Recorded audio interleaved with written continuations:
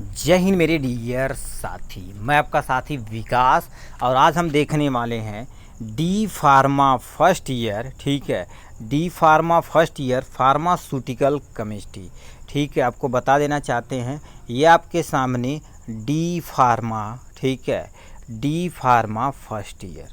ठीक है, D pharma first year का फार्मास्यूटिकल केमिस्ट्री का सिलेबस इंट्रोडक्शन का वीडियो। इसके पहले हम फार्मास्यूटिक्स पूरा ऑल डिटेल में कर लिए थे। ठीक है, तो चलिए वन बाय वन करके हम क्या कर देते हैं, आपके सामने एक्सप्लेन करते हैं, आपके सामने कितना चैप्टर पढ़ना है, उस चैप्टर के अंदर क्या क्या पढ़ना, ये सारा चीज़ डिटेल में।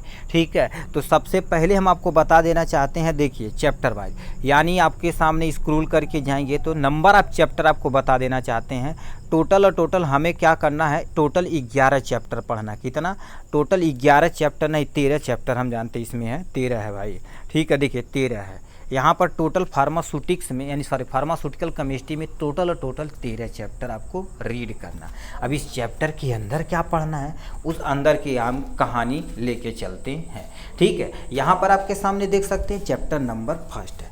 चैप्टर नंबर फर्स्ट आपके सामने मान लेते हैं, आपके सामने ये सिलेबस चाहिए आपको पूरा डिटेल अपने व्हाट्सअप नंबर पे, तो इस नंबर के डिस्क्रिप्शन में या चैनल के डिस्क्रिप्शन में जाइएगा, वहाँ हमारा नंबर है। आप व्हाट्सअप पे सिलेबस केवल लिखिएगा, D pharma first year second year कुछ भी हो, उस पर हम क्या करेंगे, आपको पूरा डिटेल में ये भेज देंगे। ठीक, पहला चैप्टर क्या दे रखा है, इंट्रोडक्शन टू फार्मास्यूटिकल केमिस्ट्री, मतलब चैप्टर का ही पूरा डिटेल में इंट्रोडक्शन वगैरह देखना पड़ेगा। और याद रखना इस टाइप से क्वेश्चन ये कंफर्म आता है। उसके बाद source and type of error क्या होता है, इसके पूरा डिटेल में accuracy and precision and significance figure वगैरह देखना पड़ेगा। उसके बाद लिमिट टेस्ट इन फार्मास्यूटिकल, जैसे मान लेते कोई दवाइयाँ बना रहे हैं, जो केमिकल आप लिए हैं उसमें कोई अशुद्धियाँ तो नहीं है, कोई इम्प्योरिटी तो नहीं है, उसको आइडेंटिफाई करने के लिए इम्प्योरिटी, ठीक है, किया जाता है। ठीक है, उसके बाद इसमें बहुत सारा लिमिट टेस्ट वगैरह किया जाता है, इसको पूरा डिटेल में देखना पड़ेगा। और याद रखना एग्जाम में एक लिमिट टेस्ट आपका एज इट इज एग्जाम में रखा हुआ था। ठीक, चैप्टर नंबर 3 की तरफ यदि रुक करेंगे तो आपके सामने क्या दे रखा, आपके सामने वॉल्यूमेट्रिक एनालिसिस। इसमें क्या दे रखा आपके सामने, fundamental of volumetric analysis, acid base titration, जो बहुत इंपॉर्टेंट क्वेश्चनों में से एक है, नॉन एक्वस टाइट्रेशन और प्रेसिपिटेट टाइट्रेशन, कॉम्प्लेक्सिमेट्री टाइट्रेशन और रेडॉक्स टाइट्रेशन के बारे में पढ़ना पड़ेगा। उसके बाद ग्रेविमेट्रिक एनालिसिस के बारे में पढ़ना पड़ेगा। ठीक है, उसके बाद आपके सामने चैप्टर नंबर 3 में चलेंगे ना, तो इसमें भैया समझ लिए दवा की जो बेसिक चीज़ें हैं वो आपको बताना शुरू कर दी जाएगी। ठीक, जैसे आपके सामने पहला देखिए यहाँ पर क्या क्या लिखना, pharmaceutical formulation, market preparation, storage condition और यूज। मतलब फार्मास्यूटिकल फार्मूलेशन मतलब जैसे आप पैरासीटामॉल देख रहे हैं तो उसके अंदर क्या क्या फार्मूला है वो पूरा डिटेल में पढ़ेंगे। उसके बाद मार्केट प्रिपरेशन, मतलब मार्केट में क्या क्या उपलब्ध है, जैसे पैरासीटामॉल टैबलेट के फॉर्म में, अन्य सब चीज़ों के फॉर्म में ऐसे पाया जाता है। ठीक, तो ये सारी कहानी हम इसमें देखेंगे। इसमें सबसे पहला टॉपिक आपके सामने क्या दे रखा है, हीमेटेनिक्स के बारे में। हीमेटेनिक्स क्या होता है, ऐसी दवाइयाँ जो हमारे शरीर के अंदर हीमोग्लोबिन को मेंटेन करने के लिए उपयोग की जाती है, मतलब बढ़ाने के लिए प्रयोग की जाती है, उसी को हीमेटेनिक्स बोलते हैं। इसमें सबसे पहला पढ़ना पड़ेगा आपके सामने ferrous sulphate, ferrous fumarate, ferric ammonium citrate और फेरस एस्कॉर्बेट, कार्बोनिल आयरन के बारे में पढ़ना पड़ेगा। ठीक, जैसे मान लेते हैं आपके शरीर के अंदर आयरन की कमी हो गई, हीमोग्लोबिन की कमी हो गई, तो उसको सही करने के लिए इस कैटेगरी की दवा देगी। इसका क्लासिफिकेशन वगैरह पूरे डिटेल में देखेंगे। उसके बाद यहाँ से आप क्या देख सकते हैं, आपके सामने गैस्ट्रोइंटेस्टाइनल एजेंट। गैस्ट्रोइंटेस्टाइनल एजेंट मतलब जो हमारे पेट में एसिडिटी बनी है उसको कम करने के लिए। इसमें सबसे पहला एंटासिड। एंटासिड में तुम्हारे पास एल्युमिनियम हाइड्रोक्साइड जेल हो गया, मैग्नीशियम हाइड्रोक्साइड हो गया, मेगाल्ड्रेट हो गया, सोडियम बाइकार्बोनेट हो गया, कैल्शियम कार्बोनेट हो गया, एसिडिफाइंग एजेंट हो गया, एब्जॉर्बेंट हो गया, प्रोटेक्टिव एंड कैथेरेटिक्स के बारे में हमको डिटेल में देखना है। ठीक, तो ये आपके सामने गैस्ट्रोइंटेस्टाइनल ट्रैक की कहानी हो गई। उसके बाद आपके सामने आते हैं यहाँ पर टॉपिकल एजेंट के बारे में। टॉपिकल एजेंट क्या होता है आपके सामने, ऐसी चीज़ जो हमारे ऊपर अप्लाई की जाती है, जैसे मान लेते क्रीम हो गया, पाउडर हो गया। ठीक है, तो ये सारी कहानी। इसमें तुम्हारे पास क्या लिख रखा आपके सामने, पहले सिल्वर नाइट्रेट, जो याद रखना सिल्वर नाइट्रेट एक क्रीम आती है SOS के नाम से। कोई बंदा यदि जला हुआ है लगा दोगे तो भाई 150% इससे प्योर दवाइयाँ कहीं नहीं अभी तक बनी हुई। मान लेते अब नई टेक्नोलॉजी से बन ले तो अच्छी बात, नहीं तो सबसे ज़्यादा प्रयोग होने वाले SOS में सिल्वर नाइट्रेट ही है। उसके बाद आयनिक सिल्वर पढ़ेंगे। उसके बाद क्लोरोहेक्सिडेन यानी हेक्सिडीन ग्लूकोनेट पढ़ेंगे, हाइड्रोजन परऑक्साइड पढ़ेंगे, बोरिक एसिड पढ़ेंगे, ब्लीचिंग पाउडर पढ़ेंगे, पोटेशियम पर मैग्नेट पढ़ेंगे। इतना आपके सामने किसके बारे में पढ़ना पड़ेगा, ट्रॉपिकल एजेंट के बारे में। उसके बाद लास्ट में दे रखा आपके सामने डेंटल प्रोडक्ट, ऐसी दवाई जो केवल दांतों के लिए प्रयोग की जाए, चाहे सफाई के तौर पे या आपके भरने के काम पे या कोई भी काम पे, मतलब दांत में ही प्रयोग की जाएगी। इसमें सबसे पहला आता है आपके सामने कैल्शियम कार्बोनेट, सोडियम फ्लोराइड हो गया, डेंटल क्लीनर हो गया, अब dental adhesive and mouth washes वगैरह आते हैं। उसके बाद लिख रखा है आपके सामने मेडिसिनल गैसेस। मेडिसिनल गैसेस जैसे मान लेते हैं अभी किसी को ऑक्सीजन देना, कार्बन डाइऑक्साइड, लाफिंग गैस, ये सारी चीज़ें, कार्बन डाइऑक्साइड, नाइट्रस ऑक्साइड हो गया, ठीक है, यानी आपके सामने ऑक्सीजन वगैरह हो गया, ठीक। तो ये कहानी आपके सामने पूरा डिटेल में दे दिया जाएगा। उसके बाद चैप्टर नंबर 4, चैप्टर नंबर 4 में आपको सामने क्या पढ़ना पड़ेगा, ये क्या आ गया भाई, चैप्टर नंबर 4 में आपके सामने यहाँ से देख सकते हैं introduction to nomenclature of the organic chemical system, ठीक है, with particular reference in to heterocyclic compound in 3 ring. मतलब जैसे पैरासीटामॉल आपको दे दिया जाता है, उसका IUPAC नेम बनाना पड़ेगा। IUPAC नेम बनाने के बाद स्ट्रक्चर बनाना पड़ेगा ना, जैसे आप पढ़ोगे मेथ एथ प्रोप वगैरह, तो इसमें बहुत बड़ा बड़ा IUPAC नेम लिखना पड़ता है, ठीक है, बट आप धीरे धीरे सीख जाएंगे, टेंशन उसका कोई नहीं है, एकदम आराम से सीख जाएंगे, ठीक है। यानी केवल 3 रिंग आपको पढ़ना पड़ेगा। ये चीज़ करने के बाद आपको बेसिक चीज़ें बताने के बाद यहाँ से आएंगे, यहाँ से चैप्टर नंबर 5। अब इसमें जितना भी चीज़ पढ़ेंगे आप, उसका पूरा डिटेल में स्ट्रक्चर, जो आपके स्टार लगाया गया, देखो यहाँ पर पहला स्टार लगाया गया, मतलब ये एग्जाम के पॉइंट ऑफ व्यू से इम्पोर्टेंट है। दोबारा बताते हैं, जिस पे स्टार लगा हुआ वो समझिए एग्जाम के पॉइंट ऑफ व्यू से इम्पोर्टेंट है। इसमें पहली दवाइयाँ आती हैं आपके सामने एनेस्थीसिया। एनेस्थीसिया क्या होती हैं, ऐसी दवाइयाँ जो हमारे सेंट्रल नर्वस सिस्टम पे काम करती हैं और किसी न किसी हिस्से को शून्य कर देती हैं, ठीक। इसमें क्या होगा आपके सामने एनेस्थीसिया, थियोपेंटाल सोडियम हो गया, केटामिन हाइड्राक्लोराइड हो गया और प्रोपोफॉल हो जाएगा।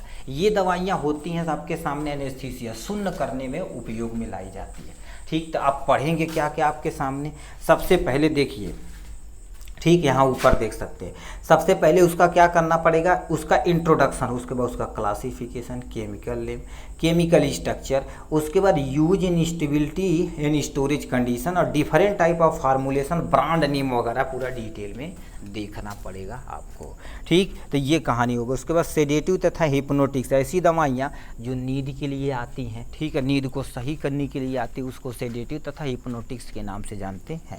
इसमें सबसे पहला दे रखा डाइजापाम, दूसरा आपके सामने अल्फराजोलाम, दूसरा आपके सामने क्या होगा नाइट्राजेपाम, फिनोबार्बिटॉल, ये आपके सामने इसमें पढ़ना पड़ेगा। उसके बाद आपके सामने यहाँ पर जाएंगे, ठीक है, तो यहाँ पर देखिए साफ साफ लिख दिया गया दूसरा, ये एंटीसाइकोटिक। एंटीसाइकोटिक गुरुदेव क्या होती है, नाम से ही पता है, ऐसी दवाइयाँ जो साइकोसिस के लिए ट्रीटमेंट में लाई जाती हैं, एंटीसाइकोसिस कहलाती है। जैसे कहते हैं ना, अरे बड़ा साइको मनई है, साइको मतलब उसका ब्रेन में कोई ना कोई प्रॉब्लम हो गया, प्रॉब्लम हो गया, ठीक है, तो उसको सही करने के लिए जिस दवा का उपयोग किया जाएगा उसी को एंटीसाइकोटिक कहते हैं।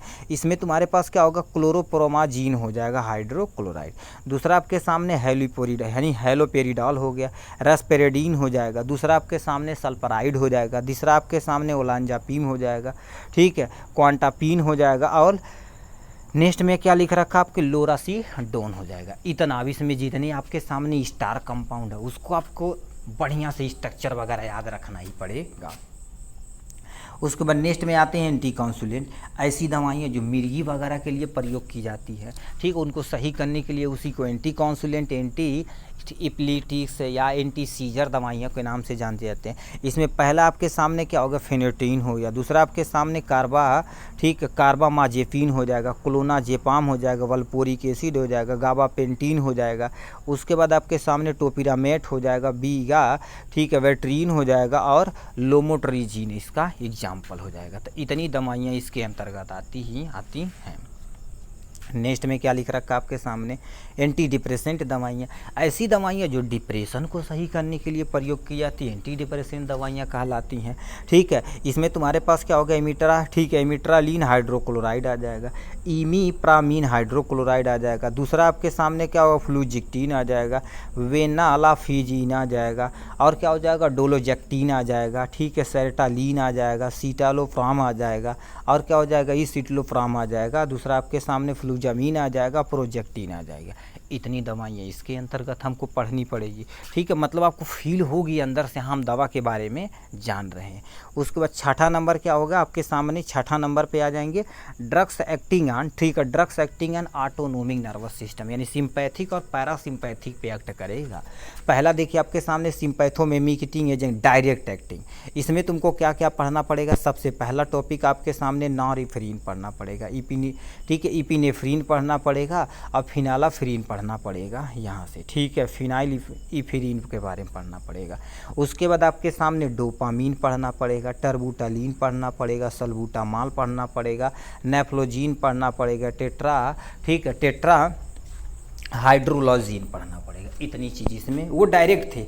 अब यहाँ से इनडायरेक्ट एक्टिंग पढ़ना पड़ेगा, हाइड्रोक्सी, ठीक है, एम्फिटामीन हो जाएगा, स्यूडो, ठीक है, स्यूडो इफेड्रीन हो जाएगा। ये हो गया आपके सामने इफेड्रीन और मेटारामीनॉल पढ़ना पड़ेगा। इतनी दवाइयाँ हमको इसमें पढ़नी पड़ेगी। ये होने के बाद आपके जस्ट बाद आपके सामने क्या हो जाएगा, यहाँ पर आ जाएंगे एडर्नर्जिक एंटागोनिस्ट दवाइयाँ। इसमें तुम्हारे पास कौन कौन सी दवाइयाँ आती है, ध्यान से सुनिए। अल्फ़ा एडर्नर्जिक ब्लॉकर में, अल्फ़ा एनर्जिक ब्लॉकर मतलब ये क्या करेंगी, जो अल्फ़ा बीटा, अल्फ़ा खास करके उसको ब्लॉक कर देगी। ठीक है, इसमें तुम्हारे पास क्या हो जाएगा, टोलोजोलिन हो जाएगा। दूसरा आपके सामने फिनोटालामीन हो जाएगा, ये हो जाएगा। दूसरा आपके सामने क्या होगा, फिनॉक्सीबेंजामीन हो जाएगा, पैराजोसिन हो जाएगा, बीटा एडर्नर्जिक हो जाएगा। ब्लॉकर में प्रोप्रानोलॉल, एटनोलॉल और कार्बिडोलॉल इसका एग्जाम्पल हो जाएगा। मतलब हमको इसमें इतना चीज़ पढ़ना पड़ेगा। उसके बाद साफ साफ लिख रखा आपके सामने यहाँ पे cholinergic drugs and related drugs, वो भी डायरेक्ट एक्टिंग। डायरेक्ट एक्टिंग में क्या होगा, एसिटाकोलिन हो जाएगा, कार्बाकोल हो जाएगा, एंड पीलोकार्पिन हो जाएगा। ठीक है, कोलिस्टेरेज हो जाएगा, इनहिबिटर, नियोस्टिगमिन हो जाएगा, और ये क्या हो जाएगा, ठीक है, एड्रोफोनियम हो जाएगा, क्लोराइड एंटर टैक्रिलीन हाइड्राक्लोराइड होता है। उसके बाद आपके सामने यहाँ से दूसरा आपके सामने क्या होगा, प्रेलिडॉक्सिन हो जाएगा, क्लोराइड, और एकोटोथीफेट आयोडाइड हो जाएगा। यहाँ से इतनी दवाइयाँ इसमें पढ़नी पड़ेगी। लास्ट दे रखा आपके सामने कोलिनर्जिक ब्लॉकिंग एजेंट में तुम्हारे पास इतनी दवाइयाँ आती हैं, एट्रोपिन सल्फेट के बारे में, और तुम्हारे पास एट्रोपियन ब्रोमाइड के बारे में। ठीक, उसके जस्ट नीचे आपके सामने सिंथेटिक कोलिनर्जिक ब्लॉकर एजेंट में तुम्हारे पास इतनी दवाइयाँ आती हैं, ट्रोपिकामाइड आ जाएगा, साइक्लोपेंटालोट यानी पेंटोलेट हाइड्रोक्लोराइड आ जाएगा, क्लीनी, ठीक है, क्लीडिनियन हो जाएगा, ब्रोमाइड। दूसरा आपके सामने डाइसाइक्लोमिन हाइड्रोक्लोराइड जो पेट दर्द में प्रयोग किया जाता है। ठीक, इतनी दवाइयाँ होती हैं इनके बारे में। चैप्टर नंबर 7 की तरफ रुक करते हैं। आपके सामने इसमें क्या लिख रखा है, ऐसी दवाइयाँ जो हमारे कार्डियोवास्कुलर डिजीज पे काम करती, कार्डियोवास्कुलर खासकर, ठीक है, हार्ट सिस्टम पे वर्क करती हैं, इसके बारे में देखना पड़ेगा। इसमें सबसे पहली दवाइयाँ आती हैं आपके सामने, यहाँ से देखिए क्या लिख रखा है आपके सामने, एंटी एरिदमिक दवा, ऐसी दवाइयाँ जो हमारे हार्ट के रिदम को सही करती है। हार्ट का रिदम कभी ख़राब होगा तो दिक्कत हो जाएगी, तो हार्ट के रिदम को जो सही करते हैं उसी को एंटी रिदमिक दवाइयाँ कहते हैं। इसमें पहला आता है आपके सामने क्यूनिडीन सल्फेट आता है, दूसरा आपके सामने प्रोकैनामाइड हाइड्रोक्लोराइड आता है, वेरपामील आता है, दूसरा आपके सामने फेंटोइन सोडियम आ जाता है, और आपके सामने लीडोकैन हाइड्रोक्लोराइड आ जाता है, लैक्रोनिडियन आ जाता है हाइड्रोक्लोराइड, दूसरा आपके सामने एमिडोरोन आ जाएगा, और सेटलोलाल आ जाएगा। इतनी दवाइयाँ आपके सामने इसमें होती हैं। उसके बाद आपके सामने क्या दे रखा है यहाँ पर, एंटी हाइपरटेंसिव दवाइयाँ, ऐसी दवाइयाँ जो हमारे हाइपरटेंशन को सही करने के लिए प्रयोग किया जाता है, एंटी हाइपरटेंशन कहलाते। जैसे इसमें प्रोप्रानोलॉल हो जाएगा, ठीक है, कैप्टोप्रिल हो जाएगा, रिमिप्रिल हो जाएगा, मेथाइलो, ठीक है, मेथाइलडोपेट हो जाएगा हाइड्रोक्लोराइड, क्लोनिडीन हाइड्रोक्लोराइड हो जाएगा, हाइड्रोलाजीन हाइड्रोक्लोराइड, नेफाडिफिन इसका एग्जाम्पल हो जाएगा। इसमें दे रखा है एंटी एंजाइनल ड्रग्स, जो जैसे मान लेते हैं एंटी एंजाइनल ड्रग्स क्या होती है, ऐसी दवाइयाँ जो हमारे चेस्ट पेन में प्रयोग की जाती है, जैसे कहते हैं सिनेमा दर्द कराता, तो उसमें हम क्या कर देते हैं आपके सामने आइसो, ठीक है, आइसोसार्बाइड डाइनाइट्राइट का प्रयोग किया जाता है। ठीक है, ये कहानी हो गई। अब इसके बाद तुम्हारे पास क्या होगा, ऐसी दवाइयाँ, 8वां चैप्टर हो गया। ऐसी दवाइयाँ जो हमारे किडनी पर वर्क करती, खासकर डायूरेटिक। डायूरेटिक क्या होती, ऐसी दवाइयाँ जो हमारे यूरिनेशन के फ्लो को तेज कर देती है। जैसे मान लेते हैं हमको पेशाब रुक रुक के हो रहा है तो उसको तेज कर देंगे। इसमें हमारे पास सबसे बेस्ट एग्जांपल तुम्हारे पास क्या हो, एसिटाजोलामाइड हो गया। दूसरा आपके सामने फुरसामाइड हो जाएगा। उसके बाद आपके सामने ब्यूमेटानिराइड हो जाएगा, क्लोरोथैलिडॉन हो जाएगा, बेंजोथियाजाइड हो जाएगा, मेटालोजोपाम हो जाएगा, जाइपामाइड हो जाएगा और स्पाइरोनोलैक्टोन हो जाएगा। इतनी दवाइयाँ, और सबसे ज़्यादा प्रयोग की जाती है फुरसामाइड, जो लैसिक्स के नाम से आती है, आप देखे होंगे। ठीक है, ये हो गया। उसके बाद आपके सामने लिख रखा हाइपोग्लाइसेमिक एजेंट। हाइपोग्लाइसेमिक एजेंट क्या होता है, ऐसी दवाइयाँ, ठीक है, दोबारा बताते हैं, ऐसी दवाइयाँ जो हमारे शरीर के अंदर ग्लूकोज लेवल को मेंटेन करती, खासकर डायबिटीज़ में प्रयोग किया जाता है। इसमें तुम्हारे पास इंसुलिन इस प्रिपरेशन के बारे में पढ़ना पड़ेगा, खासकर मेटफॉर्मिन के बारे में, बेनक्लेमाइड के बारे में।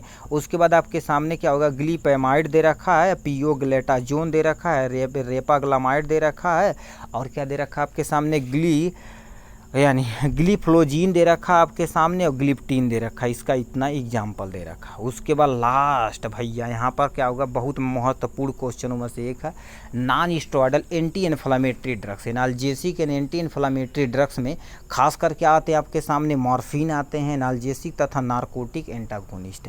इसमें एनसैड कैटेगरी की दवा आती है। एनसैड मतलब यह, इसका फुल फॉर्म याद रखिए, एन से नॉन स्टेरॉयडल, ठीक है, नॉन होती है, एस से स्टेरॉयडल होती है, ए से एंटी ठीक है, एंटी, आई से इन्फ्लामेटर, ए से आपके सामने एजेंट या ड्रग्स होता है। इसमें तुम्हारे पास कईयों दवाइयाँ आती है, एस्पिरिन हो गया, डाइक्लोफेनेक होगा, आइबुप्रोफेन हो गया, दूसरा आपके सामने प्रैक्जिकोम हो गया, और क्या होगा, सेलेकॉक्सिबी होगा, मेफेनानिक एसिड होगा, पैरासीटामॉल हो गया, साइक्लोफेनेक हो गया। और भी दवाइयाँ जब आप क्लासिफिकेशन पढ़ेंगे ना, ठीक, तो कईयों आप देखेंगे। ठीक है, इतना, इसमें बहुत मज़ेदार चैप्टर है।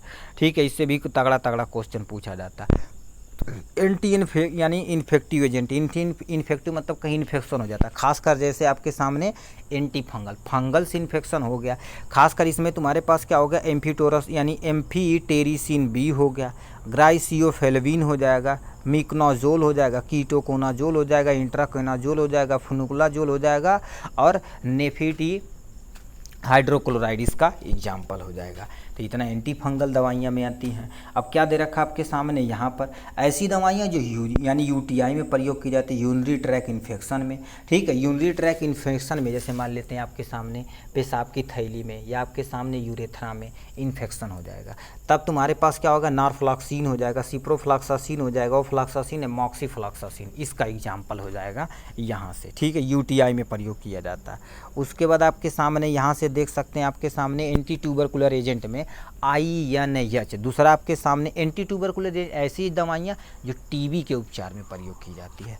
ठीक है, देखिए, इथम्ब्यूटाल हो जाएगा, पैरा अमीनो सल्फेनिक एसिड हो जाएगा, दूसरा आपके सामने क्या होगा, पैराजीपामाइड हो जाएगा, रिफाम्पासिन हो जाएगा, और तुम्हारे पास क्या हो जाएगा, बेडाक्यूनिन हो जाएगा, डेलामानाइड हो जाएगा, और क्या होगा, प्रीटोमानाइड हो जाएगा, इसका एग्जाम्पल। उसके बाद खास कर दिया गया एंटीवायरल ड्रग्स। एंटीवायरल ड्रग्स ऐसी दवाइयाँ जो वायरस के ट्रीटमेंट में उपचार की जाती है, जैसे फॉर एग्जांपल कोरोना आया था। ठीक है, कोरोना में तुम्हारे पास क्या होगा, जैसे क्या दे रखा, एमेंटाडिन हाइड्रोक्लोराइड हो जाएगा, ठीक है, आइडू, ठीक है, जेरिडीन हो जाएगा, सेक्लोवीर हो जाएगा। ठीक है, ये सबसे ज़्यादा कोरोना में प्रयोग किया गया था।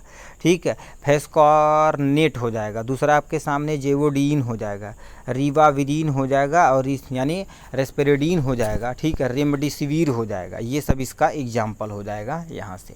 उसके बाद क्या दे रखा, एंटी मलेरियल ड्रग्स, ऐसी दवाइयाँ जो मलेरिया के उपचार में प्रयोग की जाती हैं, क्यूनिडीन सल्फेट हो जाएगा, क्यूनिन सल्फेट हो जाएगा, क्लोरोक्यूनिन सल्फेट हो जाएगा, प्रोमा, ठीक है, प्राइमा क्यूनिन सल्फेट हो जाएगा, और क्या हो जाएगा आपके सामने फ्लोक्यूनिन हो जाएगा, और साइक्लोग्यूलिन यानी ग्यूनिल हो जाएगा, पैरी, ठीक है, मेथामीन हो जाएगा, और आर्टिमिसिन हो जाएगा। इसका इतना एग्जाम्पल हो जाएगा। उसके बाद आपके सामने क्या दे रखा है, सल्फानामाइड। सल्फोनामाइड क्या होती है, ठीक है, ऐसी जो सल्फा कंटेन करता है आपके सामने, सल्फर ग्रुप खासकर, इसमें तुम्हारे पास क्या हो जाएगा, सल्फानेमाइड आ जाएगा, सल्फाडियाजाइन आ जाएगा, सल्फामेथाजोल आ जाएगा, और दूसरा क्या दे रखा है आपके सामने यहाँ से सल्फा, ठीक है, सल्फा एसिटामाइड आ जाएगा। दूसरा आपके सामने क्या दे रखा है, मेफिनियाइड एसीटेट आ जाएगा, ठीक है, कोट्रमक्साजोल और एंडाप्सॉन आ जाएगा, इसका एग्जाम्पल हो जाएगा। लास्ट में आते हैं आपके सामने 30 नंबर, ऐसी दवाइयाँ जो एंटीबायोटिक में प्रयोग की जाती, खासकर जैसे पेनिसिलिन जी, तगड़ा एंटीबायोटिक है जी में। दूसरा आपके सामने, ठीक है, एमॉक्सिसिलिन हो जाएगा। दूसरा आपके सामने क्लॉक्सीजीन हो जाएगा, ठीक है, स्ट्रेप्टोमाइसिन हो जाएगा। टेट्रासाइक्लिन में डॉक्सीसाइक्लिन, मीनोसाइक्लिन आता है, मोनोसाइक्लिन, डाइसाइक्लिन, ऐसे कुछ आता है, दवाइयाँ बहुत होती है। मैक्रोलाइड में तुम्हारे पास क्या होगा, इरिथ्रोमाइसिन, इजिथ्रोमाइसिन। मिसलिनियस में तुम्हारे पास क्या होगा, क्लोरमफेनिकॉल और क्लिंडामाइसिन आता है। क्लिंडामाइसिन तगड़ा दवाइयाँ होती है, जैसे बोन वोन में इन्फेक्शन हो गया तब हम प्रयोग करेंगे, ठीक है।